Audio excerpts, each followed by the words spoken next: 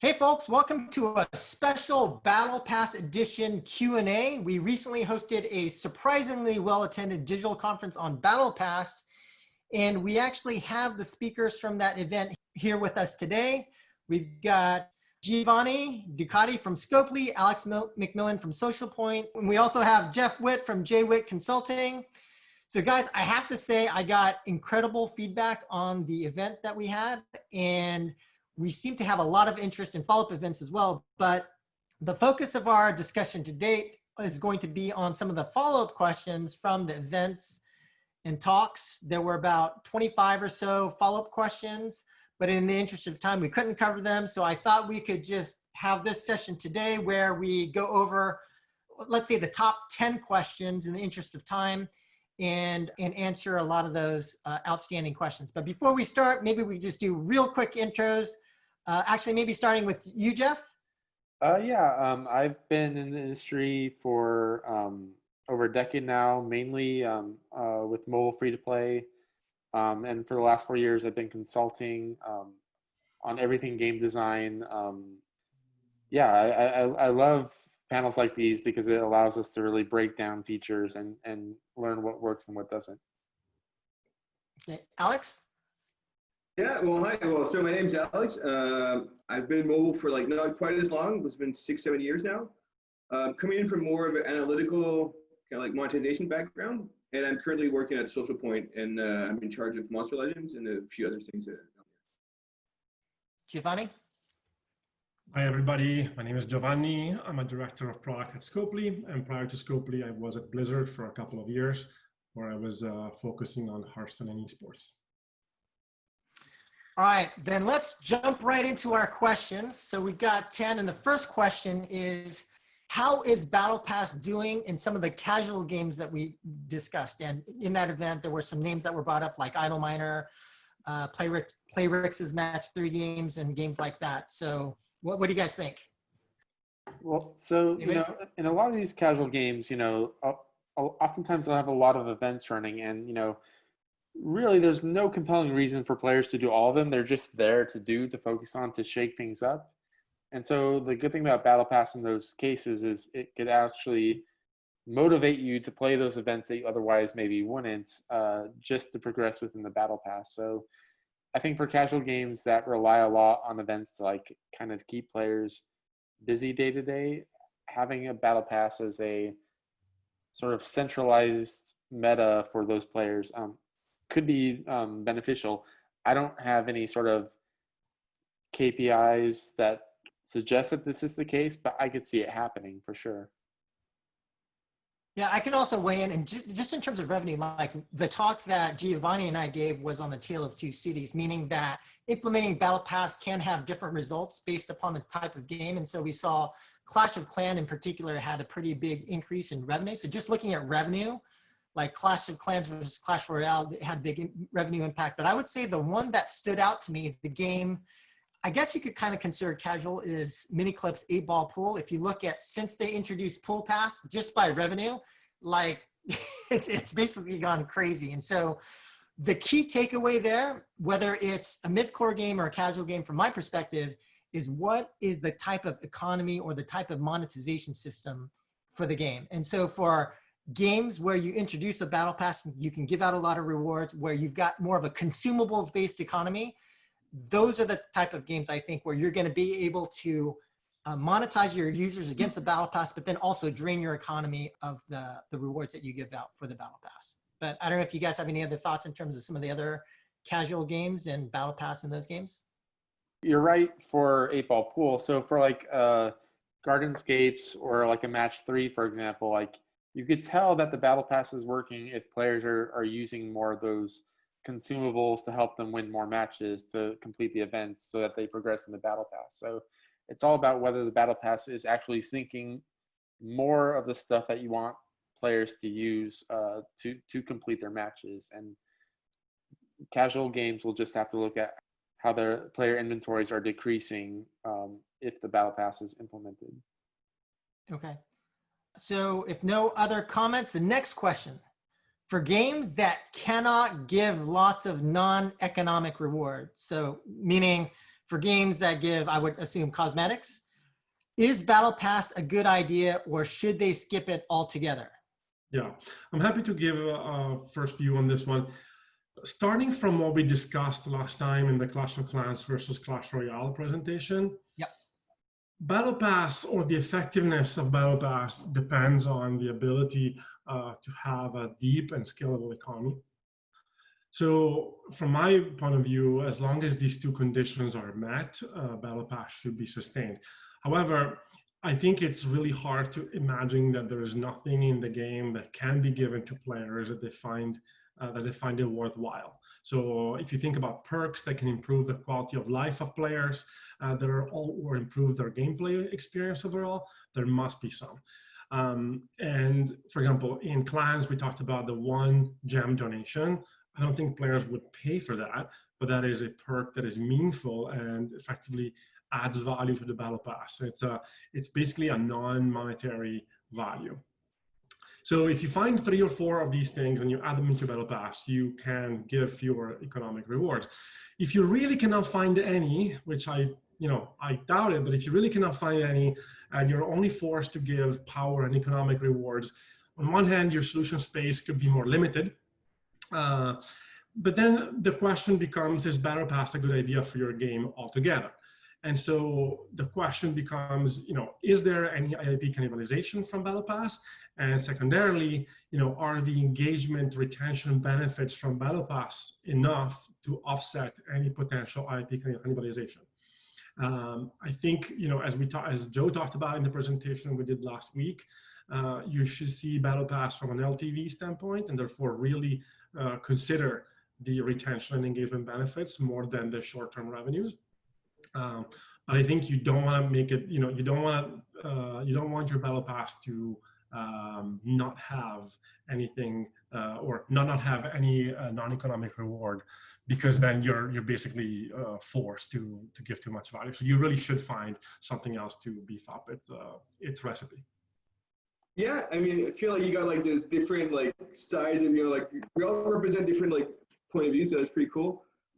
I mean, to me, really almost any reward is good, because the thing about the Battle Pass, it's a way to dish out resources, like economic or not, based on, it's kind of like a milestone, right? So a lot of talk was about initially when Fortnite came out, Battle Pass only worked for cosmetics. I mean, that was stuff you'd hear like at the beginning, I think ultimately any reward is good, but probably anything permanent tangible would be more attractive. So like that could be consumables like it is for Fortnite, but a lot of other games are also giving you like monsters, like I guess Raid was like an example given. I think anytime you have this kind of like permanent tangible thing, more than economic cosmetic, I'd go like permanent consumable, because I think permanent's probably going to be a bit more powerful than consumable. If you see, I mean, Plant vs. Zombie 3 is in soft launch now. They have a Battle Pass which is only like consumables. It's Clash Royale to a certain extent is the same. Like you lose that flash, you lose that appeal, I think, and what makes it really engaging and exciting. So I would say anything. If your game is monetizing on something, it could fit into a Battle Pass. But you're probably going to be more successful if you focus on getting permanent, tangible stuff rather than consumables. Right. I mean, I think one of the points that you mentioned, Alex, in your talk was making sure that the Battle Pass is worth it, right? So that you're delivering enough value. So that's one of the things I worry about with cosmetics-driven Battle Pass is like, if you are going to go that route, then try to understand what the impact on your content cadence is, and are those going to be worth it? Because the thing that we've seen with Fortnite is, as players have, they've continued to get a certain amount of cosmetics, and it's like, well, how much more do I need? And so then Fortnite has to do these integrations with like Marvel and Star Wars and blah, blah, blah, and the influencers, and then it gets increasingly, they got to step up the scale. So I would just say, watch for that. And then the other probably example to look at is if you look at Call of Duty Mobile, what they have done, it's kind of like almost like a compu gotcha system where, do you tie those cosmetics to actual bonuses or perks of some kind? And that's a slippery slope, but they've kind of have a system where you have to get the full cosmetic set to unlock the whatever, the boost or whatever. So, that would be another way of thinking about cosmetics as well. Okay.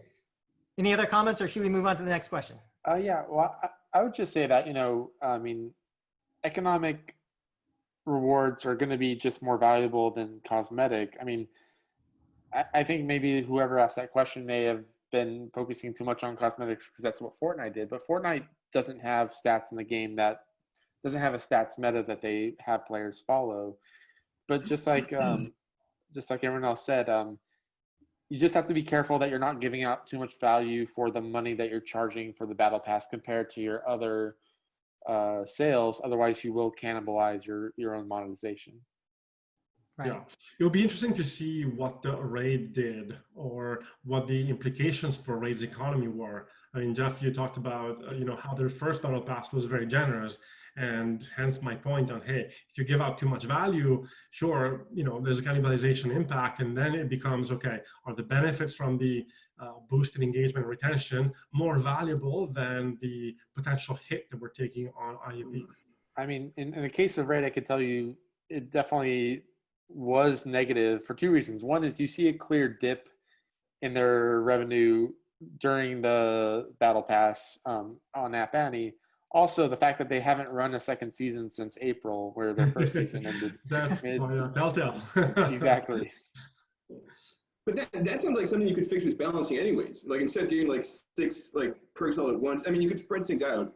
It speaks more to like the balancing than the battle pass in itself, I feel. I think you definitely can balance in a way where you're not giving out too much value. The problem with Raid is because their first season set player expectations, if they ran a second season, gave way less value, would they get as many people into it? Maybe, yeah. I don't know, but it's definitely riskier than if they had given less stuff out in the first season. Yeah. And I think, Jeff, the whole conversation about expectations, we will touch upon it when we talk about pricing and, so I think we should leave that for that point. I think there is, however, a big consideration on anything you do for Battle Pass because it's a recurring thing and you want to do it again. And the success of Battle Pass will depend not on how it does the first time, but how it does for a long time, right? So, we should be having that lens in mind that you want to make something that is sustainable, successful, and repeatable, and a no-brainer purchase for most players that lifts up your engagement. For sure. We'll save all of this for later. Okay, next question. When is it a good time to introduce Battle Pass in the life cycle of a game? I think the short answer is always it depends. I think the answer is it depends on the other features that your game has. I mean, I think it's hard to give an answer to a question like this, but Battle Pass, if you look at its benefits, it provides, it has a goal system and has a rewards road, and both of them provide short and medium term meta or engagement basically. And so, to answer this question, you have to figure out what else does your game have that accomplishes these goals. If you don't have any meta, well, you should probably launch with it. If you do have a lot of other things, then maybe this is less important. This is more of a roadmap prioritization question more than how important Battle Pass is holistically, because you cannot really answer that. All right.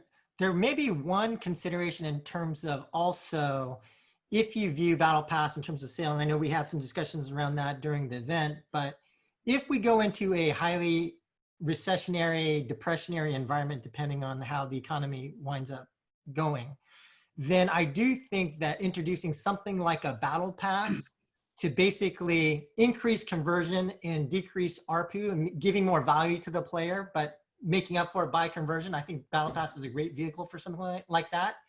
And so kind of if you view IAPs as, whether it's, so there's this discussion about in recessionary environments, how people tend to avoid luxury goods, which I interpret as kind of like the higher end whale purchasing behavior, and it becomes more of a substitute good for entertainment, then you definitely want to deliver more value. So that I would actually think of it more from that perspective and more from the perspective of like prioritizing your development roadmap in terms of like whether you use expected outcomes or however in terms of the features and the things that you're going to roll out for the game. It's not so much the life cycle of the game, but where it makes sense from a development priority perspective and then the economy. That's how I would think about it. Yeah, I definitely would wait until you have solid player data before introducing it, just so that you know how to shape your challenges to get players to engage in the game the way you want them to. Oh, I see. That's a good point. If you launch it right out of the gate, you're kind of I guess you're telling players what you want to do, but you don't know how they would act without the battle pass. And I think Right. using the battle pass to fix sort of player engagement problems, incentive problems, I think is very useful. So I would personally want to see how players react or engage in the game first, and then introduce battle pass to sort of fix behavior that you don't like.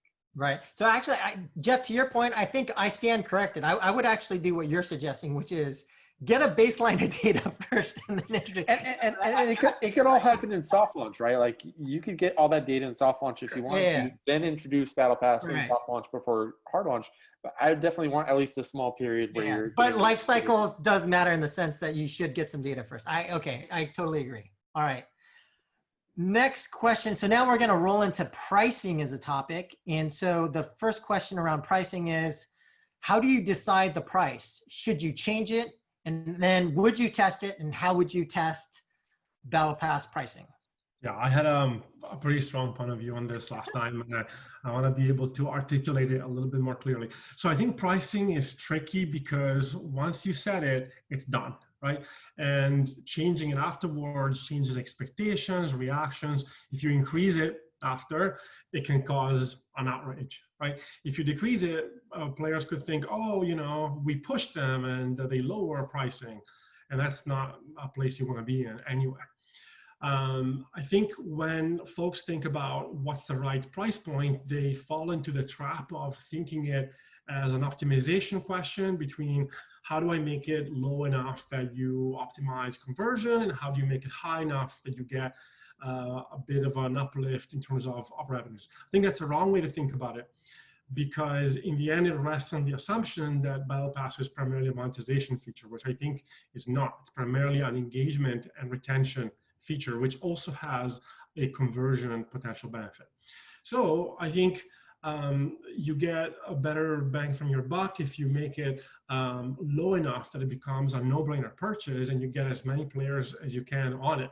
Now, I think there are you know, if you take this argument to an extreme, then you could say, oh, just give it overall for free. I would say no to that too, because I think there is a benefit in having a conversion opportunity, because, you know, if you're a non-payer and you start spending, you're more likely to spend after, or hopefully that's the case for your game. And, you know, even if you are a payer, making a nominal payment can make you feel more emotionally invested in what you're going to be doing after. So you almost sign up for it.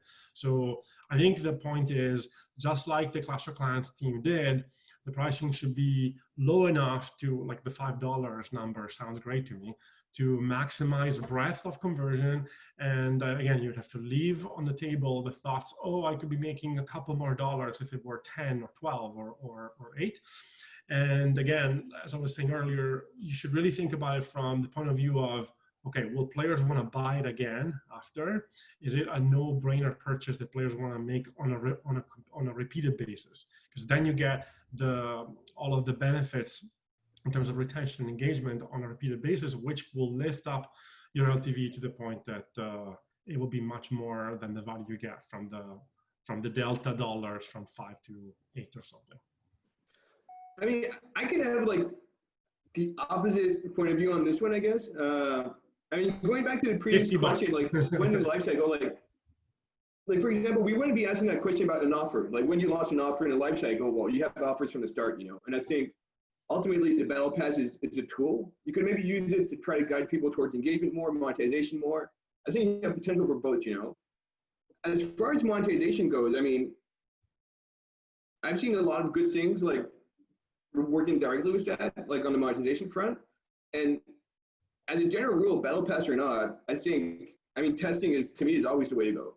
And I think up to your point, Giovanni, I think player expectation is one thing for sure, but also have observed many times that players are way more resilient than we give them credit for, you know.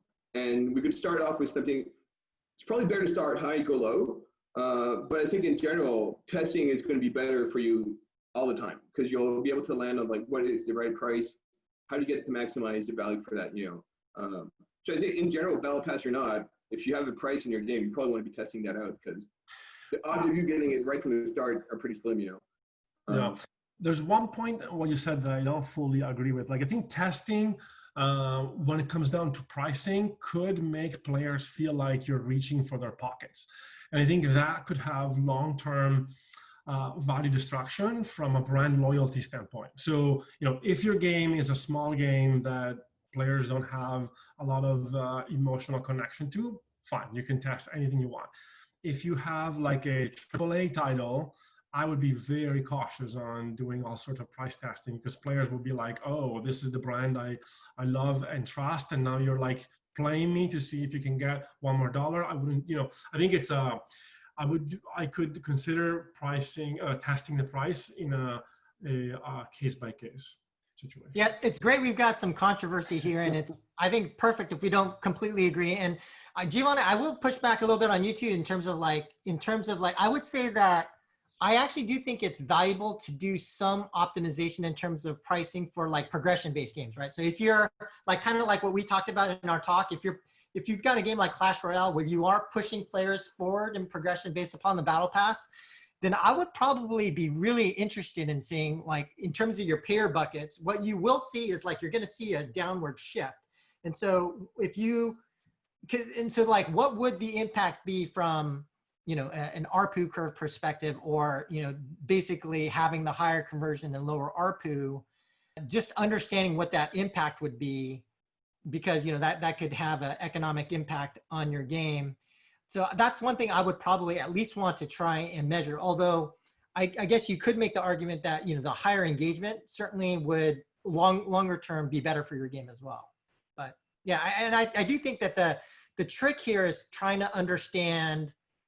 I think it also has to do with time frame, right? Like, what are we like? If we measure this on like a 2-month or 3-month time frame, but the impact is like, for some of these games, have 5-year time frames. And so, some of these things are just inherently not measurable unless we take into consideration extremely long time horizons. So that's the tricky part that I do think to kind of agree with you, in the sense that sometimes when we do analysis, we could do it in the wrong way and reach the opposite result based upon whether we fully understand what we're testing.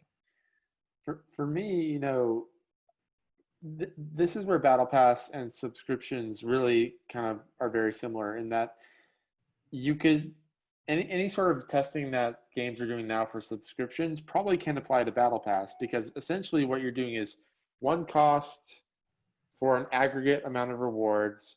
Battle Pass just adds a additional cost of engagement to get those rewards. But to me, any sort of testing that games do with subscriptions, I don't see why it wouldn't necessarily work for Battle Pass. They seem comparable, at least to me.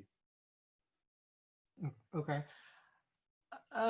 If no other comments, then the next question is recurring subscription versus one-time IAP. Which one to use?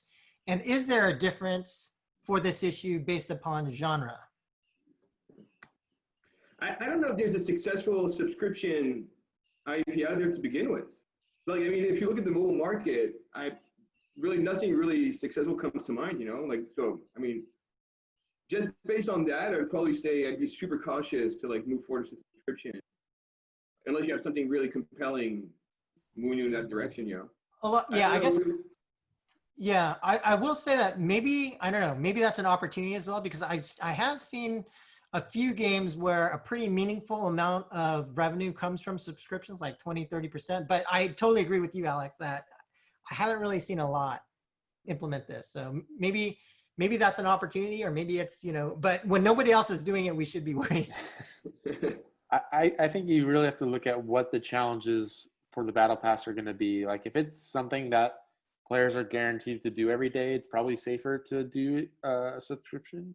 But if it's like a more hardcore game or mid-core game like RPGs, where maybe like if a Battle Pass had a lot of PvP challenges, you wouldn't want to automatically sign players into that, because they may look at it and say they don't want to do PvP, don't charge me for that. So I wouldn't use a subscription for RPGs and strategy games.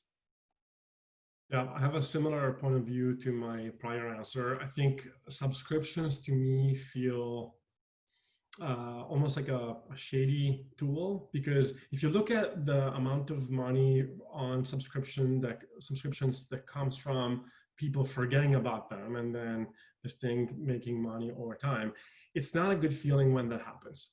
Yeah. And anything that I do in game, I try to do it in a way that I wouldn't want to treat players in a way that I don't want to be treated as. You know what I mean? So, and if I create a trap that players can fall into and forget about it and feel bad about it, I don't want to do it, because I think it can detract from the long-term, again, value creation, which I think is more valuable than anything else that you can create. If you have that brand loyalty and that trust that players have in you, I think it's worth more.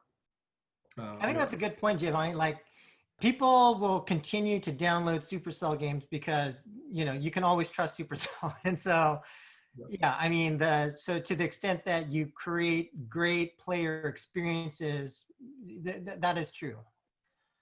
Okay, next question, really important question: value. So, how much total economic value should you give upfront and total versus the price? This is, I mean, again, it's kind of like depends on what the game is, what they're doing. I just a few things to be aware of. One is that because the Battle Pass is engaging the player for between a month to 10 weeks, however long they have their Battle Pass last for, there is intangible value for the increased engagement and retention that it brings, for sure. But ultimately, you'll want to also compare what you're giving out to what else you're selling in the game. Like, going back to Raid, the problem with Raid was not necessarily how much value is giving, is how much value is giving compared with what it was selling. And like, one of the examples I had in my presentation was literally for just one milestone, they were giving the equivalent of what they sell for $15 in a sale. And that's just for one milestone. So for me, like, why would I buy that sale if I could just get it eventually in the Battle Pass? So just be mindful of what else you're selling in the game and make sure that like you're not making that sale obsolete by what you're giving out in the Battle Pass. I think between the upfront and total, I mean, kind of like what you said, it really depends on the game, the balancing, but the two key nodes in my experience are like the first node before you even have any engagement at all, and the last one. And if you were to super simplify it, I would say you probably want to be giving out, like on the paid pass, value for people to buy it without having done any progress, and put like something valuable at the end of the pass, try to get them to string them along, so to speak. So how much, it really depends on your game, but I think you probably want to be thinking more strategically as to what do you give at what point in the pass. That probably does make something, well, it's probably something you want to be looking at. Right, so it kind of sounds like the factors that people should keep in mind are, one, like what feels good, what would feel good to a player. So from the player perspective, two would be what is the relative amount of value compared to the other sales and different things that you've got going on in the game. And then third is what is the economic impact, which is like kind of the focus of the talk that Giovanni and I gave. But I think the tricky part here is if you're taking the more of the product manager's view, you would really want to understand what does that demand elasticity curve look like. But that's the problem, is that because you're not going to be able to, like, ideally, like we talked about Raid ideally would have been able to get a lot of different price points and understand what the demand elasticity was, but because they didn't, they went with something probably a little bit too generous. So I would probably focus on the other stuff. I think we have talked about the total value that you should be giving, and effectively how you can find the optimal of that through comparing with the other offers you have in the game, and that could be something that you can A/B test easily too. I think I wanted to talk a little bit about when to give this value. And I think there are 3 points in time, there are 3 moments in the Battle Pass that are quite important to nail. The first one is right after purchase. So immediately after you make the Battle Pass purchase, what do you get and how big is it in terms of share of total rewards? The second moment is how do the first few milestones feel like? You have, milestone 2 to like 5, 10, how much value do you give? And that to me is a critical point for a reason that I'll say shortly. And the third one is, at what point do you, in the Battle Pass journey, do you put the chase item? It can be in the very end, it can be somewhat around 2/3 or 75% of the way. So On the first point, immediate value, I think it's a no-brainer to put some immediate value because especially if you have problems with conversions, you want to lower those purchase barriers as much as you can. Because again, this has to feel like a no-brainer purchase to broaden your the number of players that are signed up. Secondly, the second point I talked about is the first few milestones in terms of how much value to give. I think this is often overlooked, but some games do this quite well. Both the Clash of Clans BattlePass does it well. The Empires and Puzzles BattlePass or Path of Valor does it well. Basically, if you put the first few milestones quite near each other and give quite a bit of value there, players feel like, oh, see, it was worth it. It was worth buying it because see how much stuff I got back. So the progression you make in the first 3 days, I think, should be a very positive and quick and fast progression. And so those few milestones those first early milestones are key to me. And the last bit of where you put the chase item, I think this really depends on the game, right? So if it's if the chase item is the main and only reason for which players bought the battle pass, I think you should not put it at the end because then players, unless you make it very easy, players are not going to finish it. They won't feel good about it, and therefore they're not going to buy battle pass again. Therefore, in that case, I would make it somewhat doable. So it can be 2/3 or 3/4 of the way. If instead, like in the Clash of Clans, and by the way, if you look at the rework of Empires and Puzzles Path of Valor, they did exactly this. The main chase item was at the very end. The battle pass was super hard. When they reworked it, because players complained, they put it maybe around 2/3 or 3/4 of the way. If you look at what Clash of Clans did, they put their skin at the very end, except for a few cases. I think that's fine because players want the skin, but it's not the primary reason for buying the battle pass. I think the economic value you get and perks that you get in clans are amazing. And so the skin feels like the icing on the cake, but it doesn't feel like the main reason. I would say the one last comment I would have on this question is really understand the kind of game that you have. And so if you have a progression-based game like a Clash Royale, you have to be careful with the value that you give, right? Or a raid. If you have a consumable-based economy in game, yeah, you can mess up. Yeah, go ahead, experiment, do whatever, and you can easily recover because you can drain your economy. But if you have a game where it's going to be hard to backtrack, be careful. Do not be very, very careful. All right. Yeah, I would say that it'd be helpful to treat sort of players' progression through the battle pass the same way we look at events, right? Like if you have, 100 tiers and the time it takes a player to get from, tier 1 to tier 10 is a lot of work or too much work or doesn't feel good. Yeah, they know if getting to 10 was such a difficult chore, there's no way they're going to be able to get to 100. So you'll want to make, the challenges in the first, I'd say half, 2/3 of the battle pass, not super difficult, or at least doable from a player's perspective if they put in the time. But, the closer that they get to that chase prize, if the chase prize is at the end, the more you could probably ramp up the difficulty and actually make them work for it in the hopes that maybe they'll monetize on their way to getting that chase prize.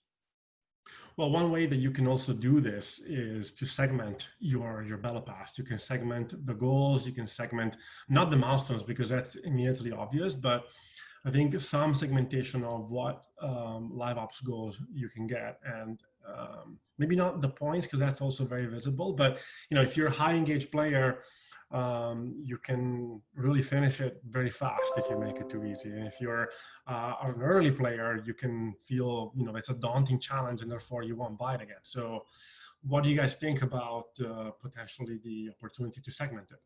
Good idea, bad idea? I like segmenting. The problem is if you have a popular game these days, like they're posting challenge, like the weekly challenges online and stuff. So if you're going to segment the challenges, that goes back into like the A/B testing risks, where if players see what the week's challenges that are posted are different from theirs, they could be pissed. I mean, but normally I like segmenting to make sure that every player is challenged, but it could be risky for sure.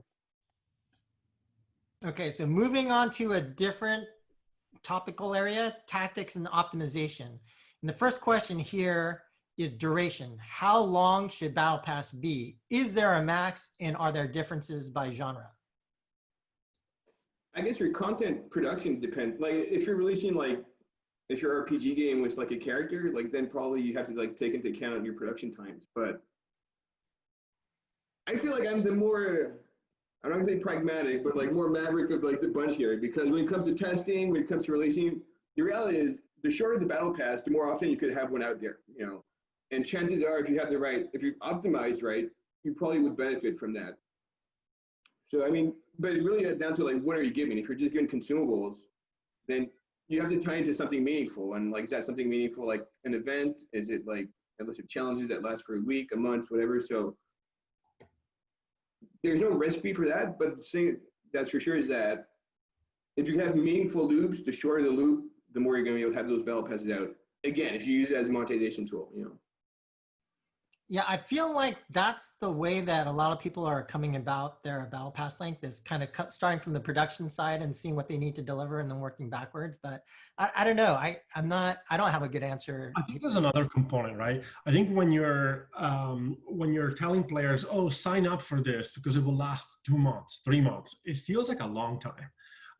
And even if the purchase price is low, you may feel like you're not, willing to sign up for your engagement for so long. So I think you should make it as long as players feel that it's rewarding and meaningful and not daunting, because I would not sign up for a 3-month battle pass, even if it were $5, because I would feel like, it's Yeah, but I think you have a good point in the sense that, is there some perception of value towards the length of the pass? And so a $5 pass might be like, okay, people are saying, that's about a month. And then like a $15 pass might be like, well, we expect 2 or 3 months. So maybe there is some value to duration.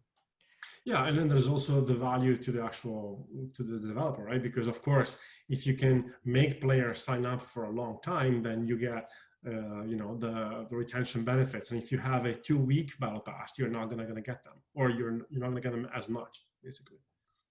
Okay. Yeah. For me, really, there's only 2 things companies should be aware of. One is making sure that your players could understand when the next season is going to be, if you go on a season cadence. So like 5 weeks would be pretty bad, because it's hard to tell what one 5-week period versus another 5-week period is. If you're thinking about doing 5 weeks, just do it by month, or do it by 30 days or whatnot. But secondly, make sure that the battle pass duration doesn't conflict with any other sort of timing cadence you have. So like if a game has a 3-week event cycle where every 3 weeks the same cycle repeats, 3 weeks may be a good time to do battle pass, because players are already used to the events happening in 3-week cycles, that you're not having them, they're not needed to learn anything new about the timing of battle pass. They know, new event cycle, new battle pass. It's those sort of synergies with other timing cadences in the game could be helpful for players. I totally agree with that. I think it's a good thing to keep in mind the rest of your live up schedule, so that you can make Battle Pass boost your engagement in a meaningful and clear way. I think if you are able to align both your live up schedule and your Battle Pass to the calendar month, that would be even better. So hey, here's the May plan, the June plan. Exactly. Right. So it sounds like we actually wound up with a pretty decent response here, which is, if I'm summarizing what everyone has said in simple terms: 1, think about the content production impact. And so from a production deliverable perspective, how long will that take? 2, the perception of value to the length of the pass. 3, to Jeff's point, like what are players going to be able to easily understand? And so, a 3.5 week cadence is very hard to understand. A month or 2 months or 3 months is a lot easier. And then fourth, again, to Jeff's point, like what are all the other dependencies from events and other things like that. So sounds like we've got a decent response on that one as well. So that's great. And if no other comments, we're getting close to the end here. Question 8, difficulty tuning. So how difficult should it be? What percentage of players should complete it versus if it's too easy, does that mean it loses its exclusivity? Should you consider segmenting it? What is the right amount of time, effort, stretch that players need to put into BattlePass to finish it? I mean, I think all this comes back to like the big question is what do you want to achieve with the BattlePass? You know, like if your goal is engagement, then obviously you're going to want to balance it in a way you push people to like maybe go a bit beyond what they're accustomed to, you know. I think if you're going to use it as a tool to increase monetization, and this is one thing I kind of like, I don't know, this is how I'm approaching it, but it's also one thing which I've seen a few times is if you're not monetizing on people speeding up the BattlePass, basically you gain nothing by making it difficult. I think, so I mean, it's more of a monetization thing. Like, as a general rule, I feel like sometimes you have a tendency to want to make people jump through hoops. And I think this is one case where you probably benefit from not doing that. If most of your monetization is on the acquisition part, if you're going to have battle passes on a cyclical basis, then chances are you're going to benefit from making it easy because more people who get to the end are going to buy it at that point if you're a non-buyer. And people who buy it, you're probably going to have a better percentage of buyers buy the next one, right? If you buy it, you get to the end, you're probably way more likely to buy the next one.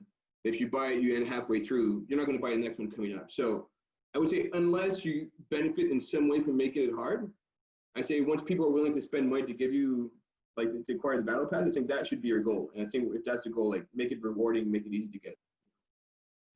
Right, and I would say that I think one other aspect to think about is whether you're trying to train your players on a specific habit, right? And so if you have, and that would speak to not having variable difficulty because similar to like how Clash Royale implements Battle Pass in their system, it's, you know what to expect every day and you're kind of trained, okay, this is what I'm going to do every day. So, I mean, yeah, I would say that aspect of it as well. Any other comments? You know, I like, I'm a big believer in sort of the 70%, you know, that's quasi arbitrary, but somewhere in that ballpark, it takes 70% of the time of a battle pass to complete it because it gives players options to, you know, if they're busy one day, can't devote the time. It's fine if they miss a day or two here or there, they still can complete the battle pass if they engage heavily in the days that they can play, or they could spend to get there. I definitely would not require them to play heavily every single day of the battle pass to complete it because to Alex's point, like you want them to come back for the next one. You don't want it to be too grueling for them. And plus, you know, especially for like RPGs or strategy games, spenders are already used to spending to make up for time they're not playing. So even if you have it at 70% of the duration, if a spender hasn't engaged enough, they'll still spend to complete it. It just, how much they're going to have to spend depends on how much they were able to play during the duration of the battle pass. But definitely leave some wiggle room in case players either are too busy or they just don't want to do challenges that like they don't like. Yeah, I would add, repeating what I mentioned earlier, that to me, the biggest factor to determine whether Battle Pass has been successful or not is the percentage of repeat purchases. Meaning if in month 1 you have 80 players and in month 2 you have 40, well, something went wrong. And even if the price is low and you get lots of players to try it, if then it's excruciatingly hard, then you're effectively messed it up. It's actually easier to correct from too hard tuning as opposed to too high of a price, because then you can just make it a little bit easier and it's less obviously apparent. But I think per Alexander's point, it's easier to err on the side of making it a little bit easier to generate the check-ins and to generate the daily logins, which could be very, very strong. I think one point, though, that I wanted to tease out from Jeff and Alex's comments. some games monetize based on the level of engagement of players to daily sessions. So for example, think about casino games. Casino games make money every time the player decides to spin more, or even like Coin Master, right? So for those games, if you can get players to stretch their engagement to being longer, then you actually can have a meaningful benefit from not only the initial revenues, but from stretching, basically stretching what they would have normally done. And so again, you have to be able to do it carefully, because you don't want players to feel bad about it, or you want players to feel like they've overextended. But there are meaningful benefits. And again, some games, like some RPG games, are very, very different. But some games instead may monetize that way, and you want to make sure your battle pass can achieve that goal. I will note, and this, no one really asked about this, but like most battle passes have the option to buy tiers and stuff like that. For games that monetize off their battle pass beyond just the initial in-app purchase, you should probably take that out. Like if for example, 8-Ball Pool, I don't recall if Miniclip allows players to buy tiers, but if 8-Ball Pool, if you're trying to push players towards higher tables to like sync currency, you may not want them to be able to just buy tier progress, because you want them to buy currency by syncing more of it. Or if you are going to allow them to buy tiers, probably make it a little more expensive than a game that has just engagement. Just because the more a battle pass is supposed to monetize for you, the less you want players to undermine that monetization by just buying the tiers outright, unless they're priced right. All right, cool. So second to last question, we're almost done here. Very important one, I think. What KPIs should be used to evaluate how your battle pass is doing? I mean, you probably have a bunch, and this is, I would say, in my experience, it combines both monetization and engagement, but you probably want to be having some kind of funnel of who's progressing like throughout the nodes and how fast that's happening, you know? So, I mean, what percent of people are getting to node X within X amount of time? How long does it take for people to complete it? Back to like Jeff's point about the difficulty of the challenges. And one which I think is interesting is looking at where do purchases occur. Like probably in absolute, but in relative terms also, because that's probably going to give you a good insight of where do you want to bring players. Like if you see that most players are actually buying the pass once they reach the end, okay, well that could be a good incentive to say, okay, well let's make more non-payers, non-buyers get to the end. If you see a higher ratio of people on node 17 buy it, well maybe you know that's the reward they're really after. So I think anything that has to do with tracking progression and see how that ties into monetization is probably something that's going to help you keep on iterating and optimizing that. So I guess, you have your broad KPIs, things like, session length, number of sessions, obviously on the engagement side that you can look to see a battle pass increasing. Monetization, like for an this is another sort of benefit to like adding battle pass after a game is live. You can see clearly what the changes are. So like for 8-Ball Pool, they should be able to see, players playing at higher tables, sinking more coins, stuff like that. That's good to track. Like basically what are the challenges requiring players to do, and are they doing them? Those are basically on the engagement side what you're going to want to track. And then for monetization, if you intend the battle pass to monetize by sinking more currency, then you should see higher purchases, increase in the amount of purchases for that currency while the battle pass is active. Right. I would also look, I mean, this is obvious, but I would look at ARPU and LTV, because those measures include everything, right? Includes conversion, include retention, include potential cannibalization on other parts of the game. So I think it's good to have almost like a hierarchy of metrics. You start with high level and you see, are we overall better off or not? And then in either case, understand why. Did it happen because conversion, or because retention, or because cannibalization, or what, basically? And so I would build like a little tree of KPIs that are meaningful for this group. And then I will also look, of course, at the optimization that can be done in terms of progression and funnel and all the other things there. Yeah. So to your point, Giovanni, I think it would be very important to not only have like the direct metrics in terms of the battle pass itself, in terms of how the battle pass is doing, a lot of the metrics that Alex mentioned in terms of like, you know, how many people complete, having a funnel, all that kind of stuff. But then the secondary metrics in terms of the impact to your spender buckets, the conversion, you know, your ARPU, but also for, especially for progression-based games, like the impact on your economy, how much further are you pushing players? Are you just moving, basically drawing revenue forward, things like that? Okay, last question, guys. This is more related to the talk given by Giovanni and myself in terms of Clash of Clans versus Clash Royale. So what should Clash Royale have done to implement a more successful battle pass? And maybe Giovanni, maybe you should start on this one. I think the first thing I would say is rewatching that presentation from Eino Joas, the lead designer on the Clash of Clans. Before Battle Pass, he said how they have fixed a bunch of things in the economy that were not working properly. So again, just to recap, one is they increased players' desire to progress, and that was done by changing the matchmaking algorithm. I know it's a little bit deep and a nerdy point, but that was key because players before didn't have the incentive to progress because it was about optimizing against what that algorithm was saying. Secondly, they introduced consumables. Third, they sped up the rate of progression.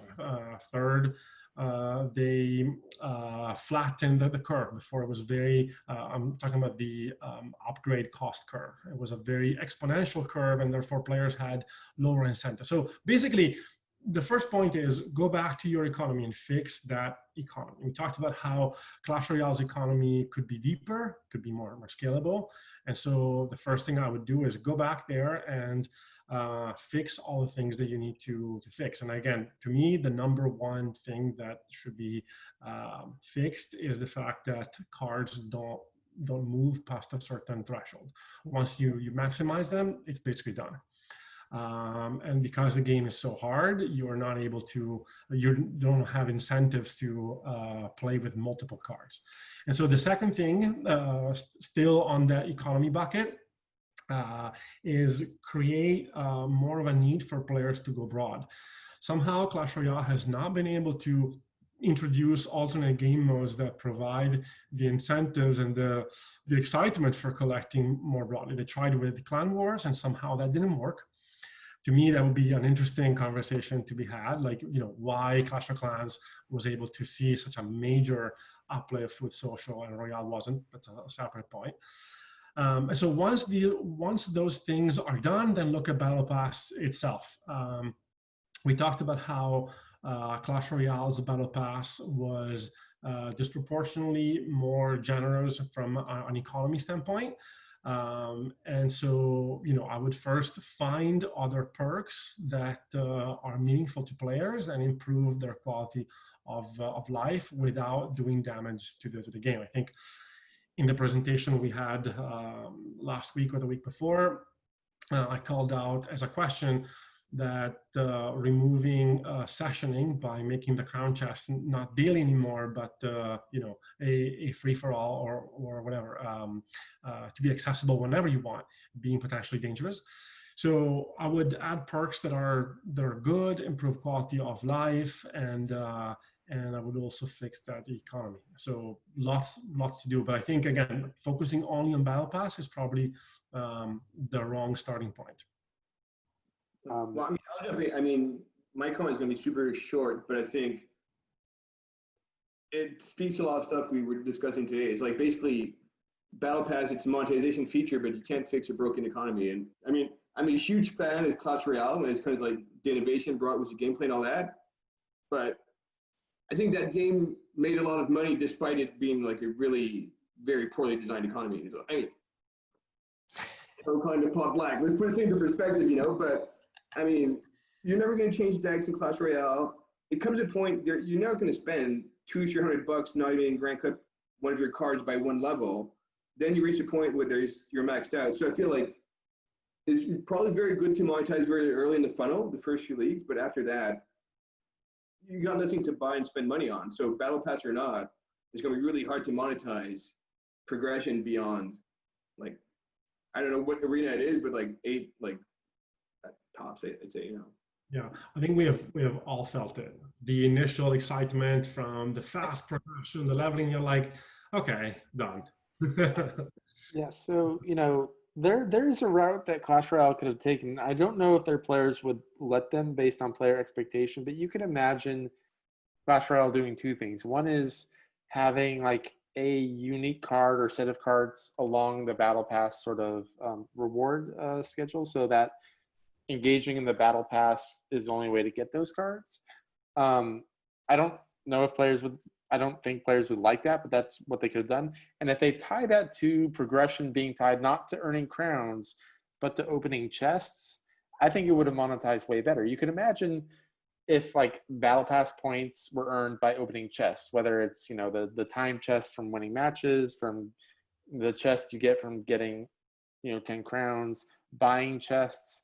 If all those things gave you points to go to progress through the Battle Pass, and the Battle Pass rewards were unique cards that you could only get through Battle Pass, I'm 90% confident that like that would have boosted monetization more than what they did. But again, that's very like money grubbing, especially the pay to speed up aspect of opening chests. And I don't know if players would have let them do that. But like a new game with no player expectation might want to consider just having more ways to like having the earning of points to get through the Battle Pass be connected with something that's more likely to monetize than just pure engagement. Oh yeah, that's interesting, Jeff. I think that's a good idea. I mean, yeah, again, maybe not for Clash Royale, but yeah. Well, the players have clear expectations about what to expect, and that might violate the expectations. So who knows? But I think that would work better than what they did. Yeah. It does feel like Clash Royale is kind of needs a revamp similar to what they did with Clash of Clans. But anyway, that's it for our questions. Do you guys have any final messages for our audience? Otherwise, we're all set. All right, well, that's it, folks. I'll leave contact information for all of our great speakers here in the show notes, so check that out. But guys, thanks so much for the follow-up Q&A. And for anyone interested, just go to the GameMakers website to sign up for future events in the future. All right, that's it. Thanks, guys. Bye. Thanks. Right. Bye.